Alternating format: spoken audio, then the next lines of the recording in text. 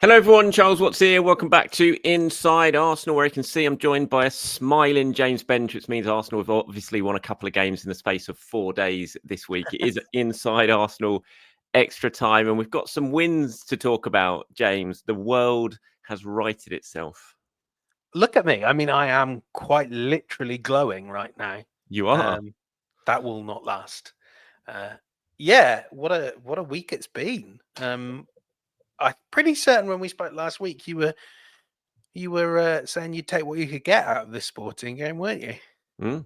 I wasn't overly confident. I must admit, after the Nottingham Forest performance and result, I was feeling a little bit more confident at that point than I was before Nottingham Forest. But I certainly wasn't expecting Arsenal to go over there and pump them 5-1, I have to say. Arsenal are back. Arsenal are back. Long may it continue, mate. Long may it continue. Well, it has to, doesn't it? Basically, it has to continue. They've got to keep up the momentum they've got now. But it's just nice, isn't it? After what felt like forever. I think it was the start of October, Arsenal's last win before that Nottingham Forest game. So it's which is mad. It's just nice to come away from a game and not just with the result, but the performance. I think over the 2 games as well. That was the most pleasing thing, wasn't it? It just looked much more like the Arsenal that we'd all sort of become accustomed to seeing, certainly in the last couple of years, but definitely in the second half of last season. You know, that control, the balance in the team, the goals. It was just, it was much more like it. Yes, it turns out that Martin Odegaard is as we suspected, quite good at football and He's quite not bad, important. is he? He's not bad. I mean, the Forest game in particular, because I was there, but Sporting as well. You have to go back, I think, to Mesut Ozil in his pomp, and even then, it was slightly different. Can't really think of many Arsenal players that make me laugh so much. That Ozil made you sort of gasp. You're like, wow, how has he seen that? But Odegaard sort of seems to sort of wander around ritually humiliating whichever midfielder happens to be assigned to cover him and sort of flipping balls through his legs, flipping them around the corner. And it is the funniest thing you can see on a football pitch at the moment, beyond sort of, I don't know, Titus Bramble. It's brilliant. I had a question. I didn't actually include it in the show, but I had a question. Someone said, who would you take, Odegaard or Ozil, like right now? And I was looking at it. I was like, oh, God. And I didn't Yeah, I can include it. see why you wouldn't include I that. didn't include it. But I honestly would choose Odegaard, which is mad because I love yeah. Mesut. I love Mesut, but I just think Odegaard's influence on the team is just so big in all areas. Whereas Mesut, as unbelievable a footballer he was and as fun a footballer as he was to watch, you know, he would drift in and out of games and everything like that. You know, Odegaard is front and centre every single time. And so I would pick Odegaard over Mesut, which I know is going to enrage a lot of people probably in the comments below this early on in the show. But I would. I mean, it's just there for all to see, isn't it? I mean, you just put him back in this Arsenal team and it is a completely different team. It just is. And you can probably question whether that's a good thing to be so over-reliant. I tell you what, I'm going to find this because while we're talking, because I had a question about it. Where are we? It's the 3rd one down. So let me find this for you. As we're talking about Martin Odegaard to start the show, I think this is it. It says, Saliba said Saliba said Martin Odegaard is among the best 3 midfielders in the world right now. Which midfield players do you think are better and more influential for their teams in world football? So while we're on the topic, I mean, as I was going to say, you can argue whether it's a good thing that Arsenal are so over-reliant on Martin Odegaard and you take him out of the team and we see what happens. They're just not anywhere near as effective. And this question got me thinking. I was like, who is it? I mean, obviously Rodri comes to mind, and you can see what's happened to Manchester City since Rodri's come out that side. Maybe De Bruyne at his peak, you know, absolutely flying. You know, obviously he's not there to save him at the moment either. He's coming back from injuries. You know, he's huge in terms of the goals and assists that he sets up. But just sort of looking around Europe right now, I do think I can understand what Saliba's talking about. You know, Odegaard is right up there in terms of how important he is to his team. Yeah, and I mean, you know, Rodri and Odegaard, you're comparing apples to pears, aren't you? They're similar, and you know, they're all occupying vaguely comparable positions in the pitch because Rodri's so high for a DM. But I mean, I think there is no one in the world that plays the role Odegaard plays better than him. Tempo setter, chief creator, guy that leads the press, as we always say, and have been saying for years. And boy, as Arsenal's press sort of snap back into gear against Forest and Sporting. I think he's the best player of his type in the world. Kind of my brain is kind of racking itself for alternatives. Rafinha is a bit different, but playing more as a 10 for Barcelona, but I wouldn't take him. Fernandes at United. Yeah, but I mean that's the obvious difference there is that Martin Odegaard doesn't give the ball away, and I sort of feel like if and when De Bruyne is back to full fitness, he's earned the right over a decade to be considered the guy, the 10, the creative midfielder, the playmaker, however you want to label that. But I think it's sort of Odegaard's to claim afterwards, I would say. Yeah, I think it's a matter of time before he's considered the best midfielder in the world, and maybe top 5 in Ballon d'Or in the future. Obviously, won't be this season, but who knows? Get some trophies, hold up some trophies, and you've got a hell of a lot better chance of doing that, haven't you? I mean, you talked about him sort of leading the press there, and I think that was so apparent in the 2 games, wasn't it? With just how high up the pitch Arsenal were all the time, because they were just pressing teams like Sporting.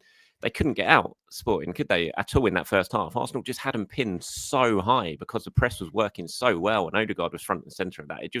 There is no way it would have been anywhere near as effective had he been not been on the pitch. And it was just a brilliant win, wasn't it? First time since the San Siro that Arsenal won 5-1. Obviously, it's 20 odd years ago now. I think they've scored 5 against Fenerbahce. Since then, I remember, but I think it was 5-2. I seem to remember Theo scoring a goal pretty early on in that game. I think it was Theo. Yeah, I'm sure he did. I'll take your word for it. I think Podolski might have scored as well. I think those were Diaby days as well. But just a brilliant win, fantastic win. And it's put them in a really good position now in the Champions League, hasn't it?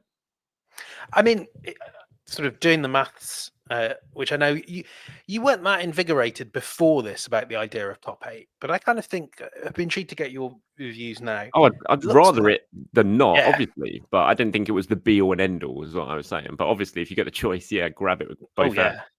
And I think they should now. 7 points from is Dinamo and Monaco away, not in that order. No, it's home. They're home. Oh, sorry, at home. Sorry, at home. Yeah. Yes, I was thinking that. And then Girona away. 7 points at least should be enough. And I think, frankly, the aim is get your 6 points, and you would probably make top 8. I did another one of my let's predict every result thing, and I had 16 points as the target for top 8. So 2 wins would probably get you there. If you got those in the first 2 games, I bet you'd find yourself resting players. Girona as well will probably be out.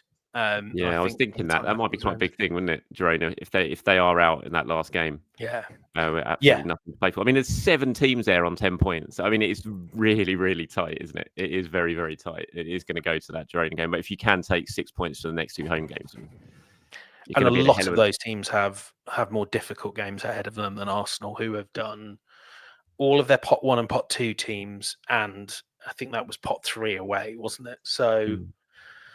And I thought it was outstanding. And I know that a lot of sort of fans were quite nervy about that period between the Saka penalty and Inacio's goal. But even then, what I thought I really liked about Arsenal's performance there was when they were bad, they didn't give away too much. They did that low block thing that they do better than almost any other team I can think of in Europe, maybe Inter. And they just said, okay, we'll weather this storm. We'll try and get back into a bit of rhythm. But, Sporting had their tails up. Sporting hadn't lost a game since August. Like, you knew when 1 goal went in that stadium would start to believe the comeback was on. And Arsenal just sort of said, got this, arm's length. Our moment will come. And when it did, they were ruthless. And I thought this was a really top performance.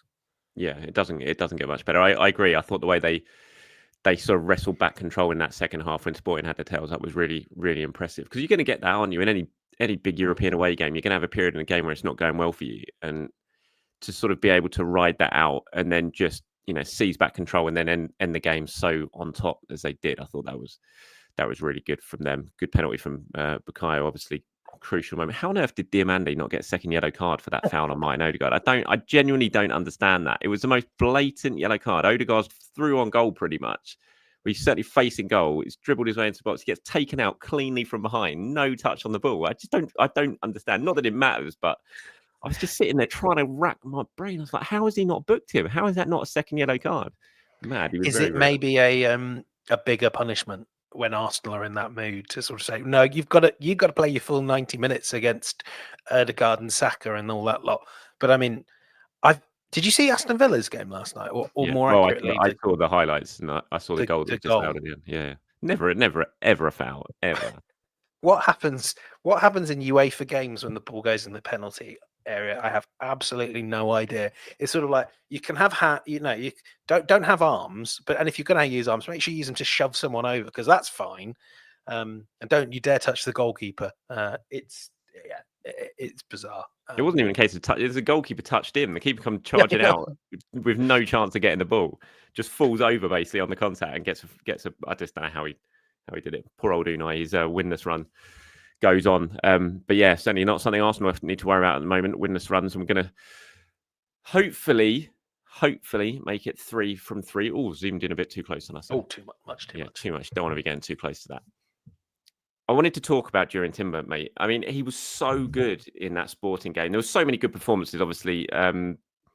Odegaard, we've spoken about, brilliant. Saka, superb. Saliba and Gabriel against Gyökeres was just a joy to watch. You know, I loved that, how determined they were. You could see they were up for it straight away, and they were going to relish that sort of physical battle that Gyökeres was going to give them. So I thought they were great. But Timber down that right-hand side, just as he was against Nottingham Forest, I just thought he was absolutely excellent. I mean, this is a really big opportunity for Timber now, isn't it? We know what's going on with Ben White. You know he's not going to be back for a while. This is, touch wood, Timber can stay fit. And if he does, then he's going to have a prolonged spell on his natural side for the first time since basically signed for Arsenal. It's a really big opportunity. And what we're seeing from him so far in the sort of small sample size that we've had to watch of Jurrien Timber, he just looks a really, really exciting addition to this team. And he does feel kind of like a new signing still because of what happened last season, the fact we didn't get to see him at all. So it's all quite fresh when we're watching Jurrien. But he looks a hell of a player. He really, really does on that right-hand side. And I think the biggest compliment you can give him is that partnership down the right that we've become to love so much with Ben, Bukayo and Martin. Adding Timber into that mix, it just doesn't look any worse, does it? It just looks as naturally as good as it always has. And I think that's probably the biggest compliment you can give him at the moment. Oh, and our viewers know and listeners know that I love this guy. And I think this was one of his best performances. Again, like you say, small sample size, one of his best performances in an Arsenal shirt. I mean, what's encouraging about Timber is his presence sort of alleviates the pressure on Partey and Odegaard to get the ball forward, to get the ball into the attacking third. I think it was I'm looking at the numbers here. Yeah, most passes into the attacking third by any Arsenal player. Most forward passes by any Arsenal player. And I know that sort of, especially the latter one, shouldn't be that surprising from a defender. But if you see the spaces he's operating in, they are these sort of a little bit of inverted half space, in that channel between central midfield and fullback. Second most progressive passes after Odegaard, 5 progressive carries as well. Like having someone at right back who can actually really do the Ben White thing, whilst also giving, I think, a bit more midfield inversion, even if he's so far, we haven't seen him always crash to the byline like sort of White does at full flow. It's like, well, you've got Calafiori on the other flank who can give you that up-down energy. And Timber, I think, is such a cool head with the ball at his feet, which complements really well the fact he's full on scrappy do. Without it, he must be horrible. And who was the PSG winger who just had 45 of what looked like the worst minutes of his life, with Jurrien Timber constantly just going poof in his back every time. I can't remember who that was now on the left-hand side. Who was it? Was it? Well, that's the point, isn't it? You can't remember who it was. What's his name? Was it Bacala or whatever his name is? Barcola, yeah, it was. Bacala, yeah. And you get nothing from him. Brilliant assist as well for the ball across from Martinelli's goal. Absolutely, it was so teasing, wasn't it? And when you look at the penalty for Odegaard, it was Timber who sort of started that off by driving forward. I think it was, or it's certainly for the goal that Trossard scored. Again, that was right at the end, and Timber was still bombing forward. I think he was a guy maybe played it to Marino for the shot. He was just up and down that pitch all the time. And can I give you one ultra nerdy stat? Yeah. Do you know possession value from passes? No. So, I mean, in many ways, it's sort of what you would think. It's the amount of value that a pass adds, and Opta calculate this, and they say so Arsenal's total possession value, or expected possession value, I should say, from passes was 0.96. Jurrien Timber was nearly exactly half of that possession value. So that's what we're talking about, is a player that's making these big contributions in the attacking third, that's getting Arsenal to the attacking third as well. For a fullback, that's fantastic. Yeah. I should have had him. And why did I not have him in my team of the week? I had Odegaard instead. Was he the only Arsenal player you had in after a 5-1 win? Well, I mean, a lot of teams had big wins. That is true. That is true. Yeah. He's. I'm really excited to see. I honestly think at the moment, all the talks obviously about Martin, Odegaard, and Bukayo, I genuinely think Timber is Arsenal's most important player at the moment.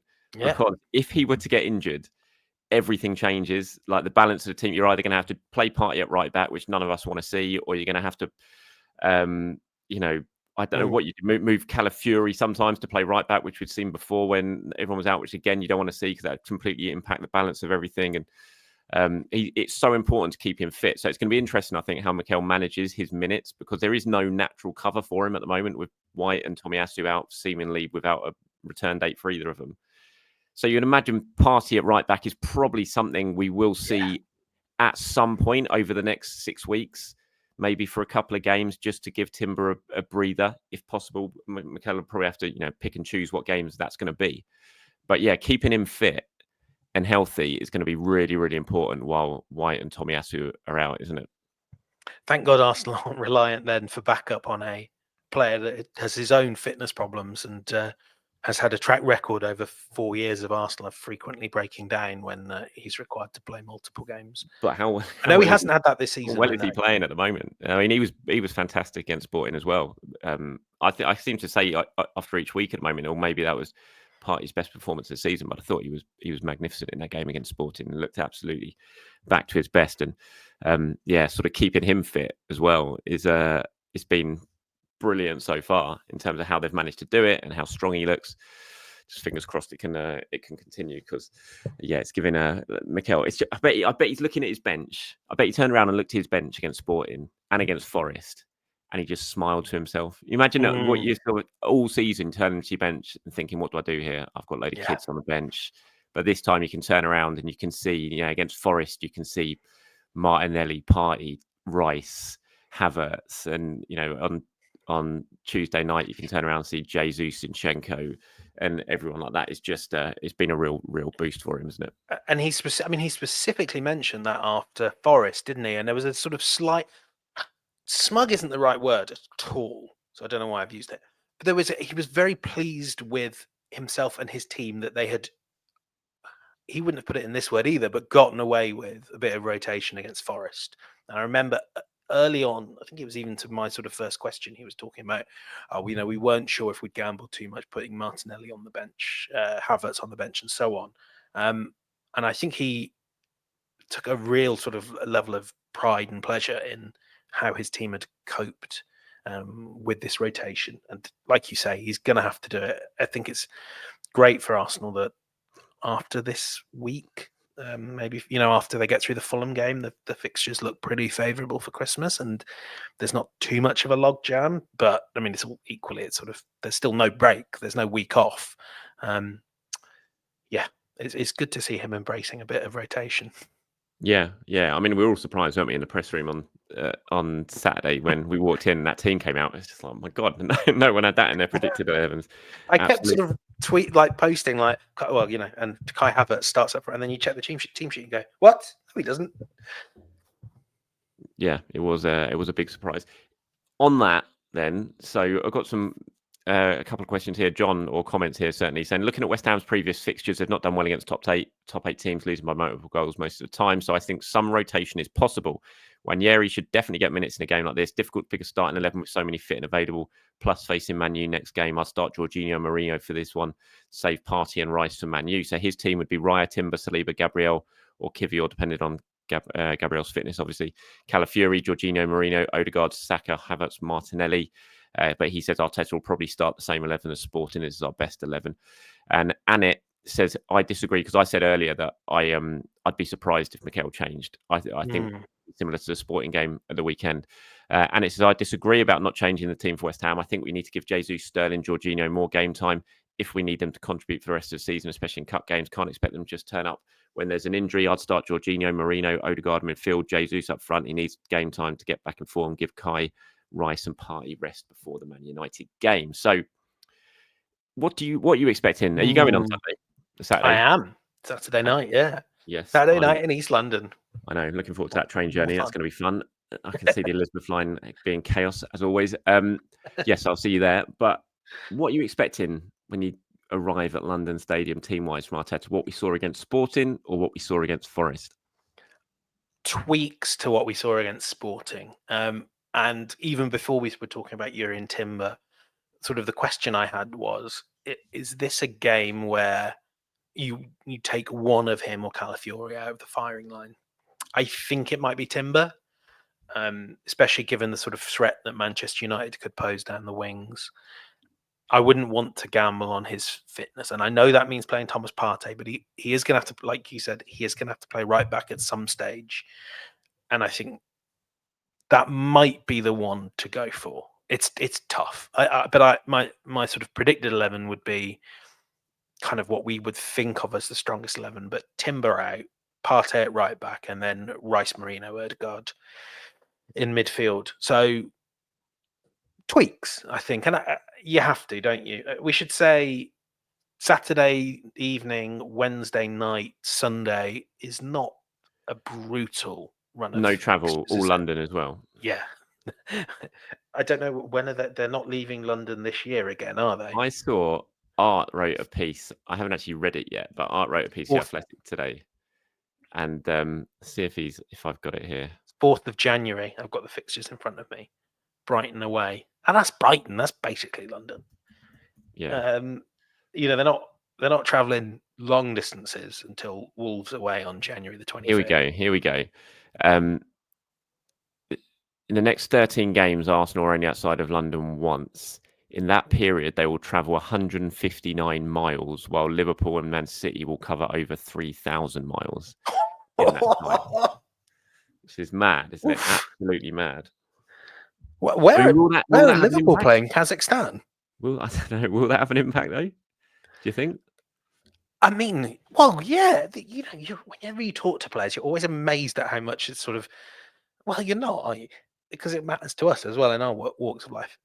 How good it is to just be able to get back home that evening, sleep in your bed, get into work the next morning at a bit more of a reasonable time because you've got to sleep at 1 o'clock rather than 2 o'clock and so on and so forth. I think it will really matter. And I mean, kind of within that, you also have the fact that, you've got 6 days off between Palace away and Ipswich at home, and then a few days off before you're at Brentford as well. Like, the fixture list has been really kind to Arsenal over the festive period. I mean, I feel like Arsenal were owed a bit of kindness from the been owed it. Fair to say.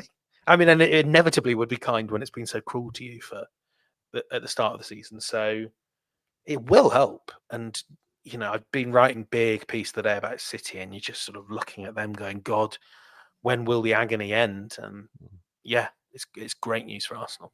Yeah. I think Timber will play it right back. I don't think he'll make any changes to the back four. I think it'll honestly be the same team that played at Sporting, thinking about it. It's what do you think played on Tuesday night, play Saturday evening, then you got to wait, you got to rest till Wednesday, again all in London. I think it's Fulham Sunday, isn't it? Yeah. Yeah. I'm not sure we're going to see that much rotation in the next week. I've got to say, I think he's going to go. I think he's going to look at these, if you can get 9 points on the board, these 3 games in the space of a week, that'll be massive for Arsenal. I think he's going to, I'd be surprised. I think that's why he probably used the Forest game as an opportunity to give some of those players some game time, because he's looking at this week as his absolute strongest team. I think I'd be surprised. Definitely. I'm jumping really far ahead here. EFL Cup quarter-final against Palace on the 18th, which is just after. They've got Everton at home before, and Palace away again after. Do you think he plays a weakened team in that game? I think he'll make changes. That will be I can't see him playing the team that started against Sporting against Palace, but it'll be strong as long as he's got everyone available. It'll be kind of a Forest team with maybe a couple of exceptions in there. Maybe Zinchenko comes in from the start and that sort of thing against Palace. But he's got we've spoken about it before, hasn't it? It's a huge opportunity, the Carabao Cup for Arsenal. I absolutely don't want to see him throw that at all. So no, I think he needs to go all guns blazing for that as well. But I think there will definitely be some changes for that. Yeah, I think you're probably right. I mean, I do like you've talked me around to your point of view of these next 3 games over 8 days. You maybe see no changes to the team at all, unless Marino plays really well or Trossard, that sort of thing. Yeah, Gabriel's obviously the doubt. He limped off against Sporting. Yeah. I wonder if he doesn't play. Do you think it'd just definitely be Kivior coming into that position? Can't really see what else it'd be. Yeah, and I think I wouldn't worry too much about Kivior against Mikhail Antonio. What's left of Mikhail Antonio? Don't say that. Don't say that. You know what's going to happen now. I really like Mikhail Antonio. He's fantastic, but the fact that he's still West Ham's centre forward in 2024 shows you how dreadful they are at spending the sizable amount of money they have. What's happened to the German guy? Füllkrug. Yeah, Füllkrug. Is he injured? Yeah. It's not surprised, is it? I mean, they signed him and he's had a long injury record, isn't he? Yep. And they paid something like 25 to 30 million. 30 odd million. He's about 30 years old as well, isn't he? Yep.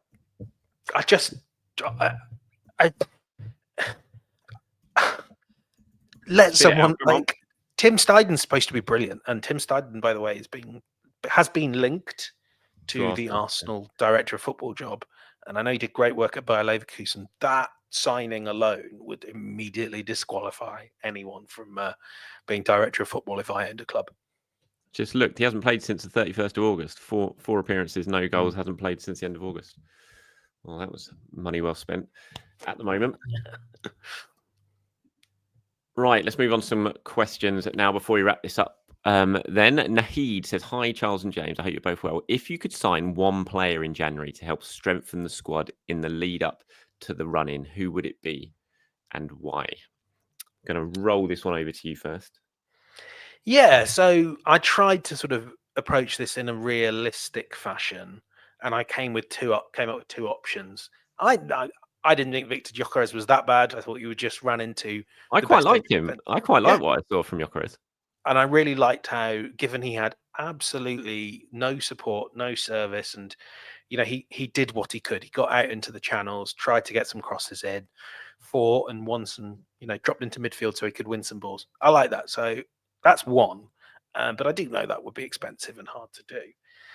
And then I sort of started looking at Brighton. I'm sure you've seen the reports going around that Evan Ferguson is available for loan. I wouldn't take Evan Ferguson, but I would have a look at some of their young forwards and wingers. Someone like Julio Enciso has started 3 games, played 200 and something minutes. Simon Adingra as well is not getting big minutes. Maybe sort of going and dipping in the Trossard well. I mean, if I'm on the phone to Brighton, I also would ask a question about Kaoru Mitoma and say, he's 27 now. You might not get big money for him again, Brighton. You've got all these young players you want to blood. 45 million for Mitoma.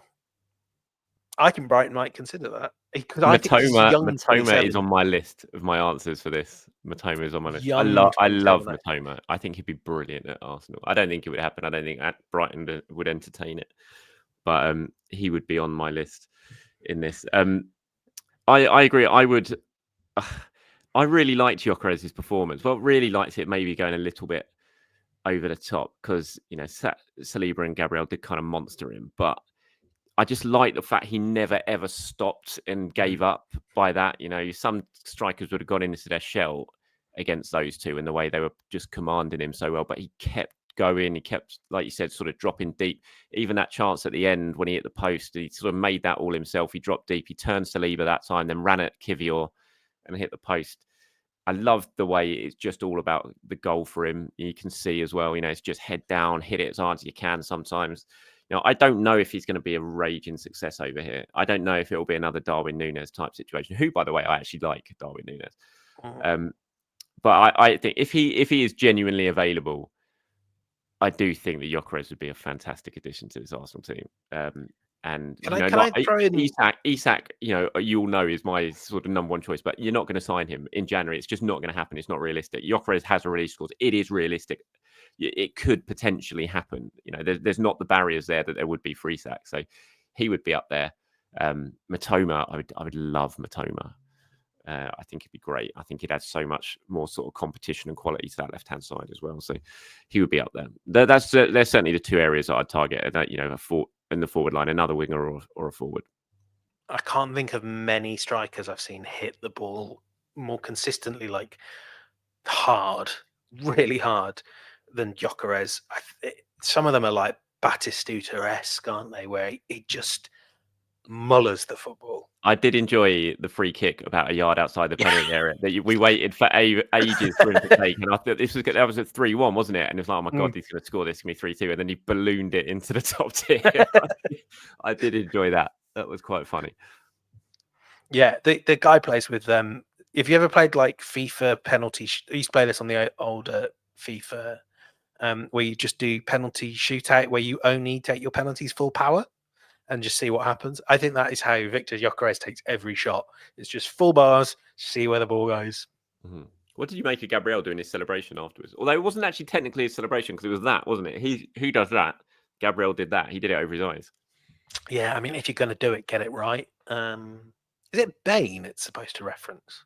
I don't know. I have no idea what the reference is. Freddie wasn't happy. Did you see Freddie's comments afterwards? Because Freddie was doing it for Viaplay, I think, and he called it disrespectful. Freddie, obviously Swedish. Yeah, he's got exactly his two great loves there are vying with each other.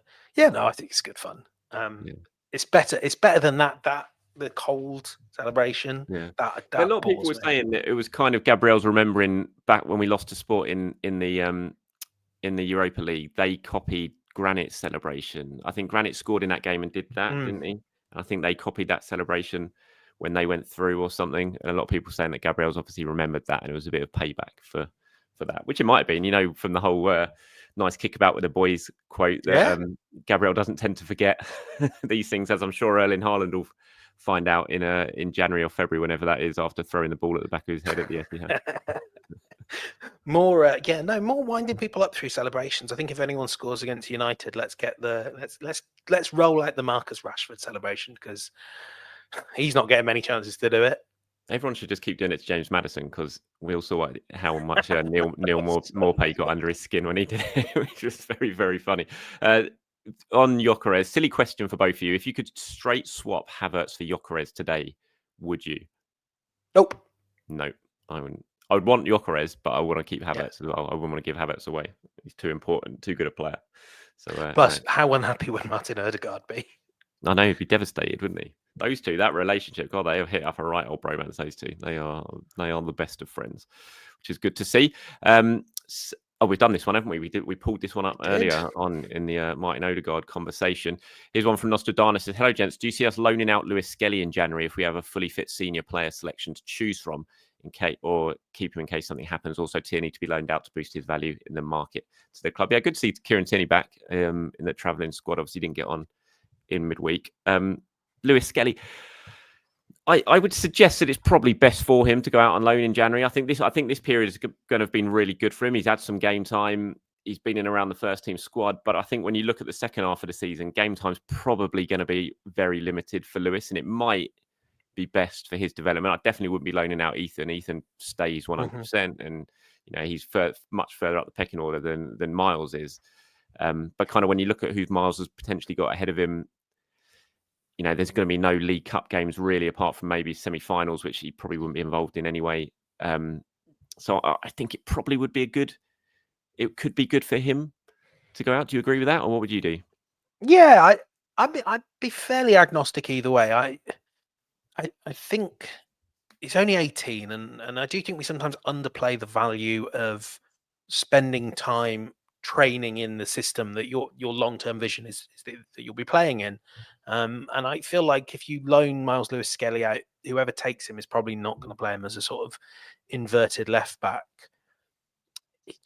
I think the challenge is always, I've just seen so many talented Arsenal players just get absolutely wasted in the Championship, as in never get the chances to play that I think their talent merits. But yeah, I probably fall down on the side of sort of let's see how he copes in central midfield in the Championship, and really not toughen him up in terms of that being something he needs, he specifically needs, but that I think any player his age needs. So I think if you could find a sort of team in the Championship that's maybe not in the playoff race, not fighting for survival, and can do you a solid and develop a player for you, then yeah, I would like that. And on Tierney as well, I think a loan might be wise. I think a loan will probably be all that they can get as well. No one's gonna buy him in January. No. I think I think Tierney definitely goes out on loan in January. I'm sure Tierney will go out on loan. When's his contract up? He's still got another year and a half. So, yeah, I think loan in January with a view to buy in the summer, which for him. I mean, on Myles, I wouldn't rule out Myles possibly going abroad for loan rather than going down to the Championship. He's very talented, very cultured kid. I think with the way he plays his football, I think abroad could be a good move. You see him play, like Sturm Graz, something like that. Who Arsenal got a bit of a link with now with Mika Bierif. Scored yesterday. Do you see that? Mika Bierif scored. Yeah. Champions League. Poacher's finish. Arthur Okonkwo had gone over there and did really well as well. So maybe a club like that would be good for him for the second half season, because there's no point in playing if he's not going to play here, which you can't. He's not really. He's going to be training a lot with the first team, which is great. I'm sure he'll be in match day squads and things like that. But nothing is better than getting minutes, and he's not going to benefit from going back to the under-21s now at all, is he? So you kind of look at where do you go? Where is the next step for Myles? Because he will want to play, wasn't he? He's not going to want to sit on the bench the whole time. I just think a loan is probably the best for his development at this stage. It'd be interesting to see what Arsenal do with him. But yeah, Tierney, I can't imagine. I can't. It's great to see him back. And we were talking about that Palace game. Potentially there, Kieran Tierney playing against Palace in that League Cup game. Could see that at left back. Here's my pitch: loan to Celtic. I suspect they don't need a left back, but loan to Celtic. Get him playing. He'll play high-level Champions League football, quite possibly into the knockout stages. And if any team's going to pay you a bit of money to bring him home, it's Celtic, isn't it? It's the one that certainly feels most realistic, isn't it? I think he was with Brendan Rodgers recently as well, wasn't it? Which sort of got all the you see in all the Scottish websites at the moment. It's all Tierney and Celtic and stuff like that, and it makes sense. We're better for him to go back and sort of find his love of football again after some really difficult times, injured in the last 6 months or so since the Euros, than Celtic, where he's going to feel comfortable. Yeah, it makes sense. Whether they can afford him and afford his wages or whatever the deal would be with Arsenal, I don't know, but we'll have to wait and see on that. But I think that's about it for today, mate. It's been a pleasure as always. I'll see you at West Ham. I've got my kids' winter fair at school on Saturday, so I'm going to be going to that and then hot footing it straight from that to the London Stadium. So yeah, big Saturday. Also got a second open house as we try and continue to sell this place. Had some offers on it, not one that we accepted yet. We haven't accepted it yet, but actually we're not going to accept it. So do they know that? No, need some more. If you're watching house buyers of the Buckinghamshire area, Berkshire, don't link me with Buckinghamshire. Berkshire. Apologies, it's all much of a muchness. All I know is it's not London. It's not London. It is on the tube map now, though. So technically, it is. But yeah. So I'll see you at London Stadium, mate. And yeah, enjoy the rest of your next couple of days. Enjoy Europa League tonight. And it's Thanksgiving. We should be celebrating. Happy Thanksgiving to Thanksgiving to everyone. Quite a few people were in the comments, actually.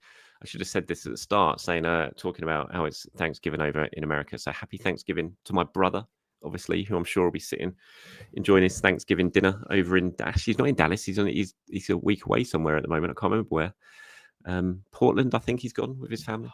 So happy birthday, happy Thanksgiving to my brother and everyone over in the States. Hope you have a great turkey meal. They have turkey on Thanksgiving. They do, didn't they? They do, and then on Christmas as well, I think. Yeah, enjoy the turkey. And yeah, happy Thanksgiving to all. Cheers, mate. I'll catch up with you again next week. Everyone, I'll be back. Usual show tomorrow after Mikel Arteta's press conference, seeing what he's had to say. As always, anything you want me to discuss, get into the comments. I'll put them together and get them included into that show. Thanks for watching. Thanks for listening. And the pair of us will be back next week. Bye-bye. Bye-bye.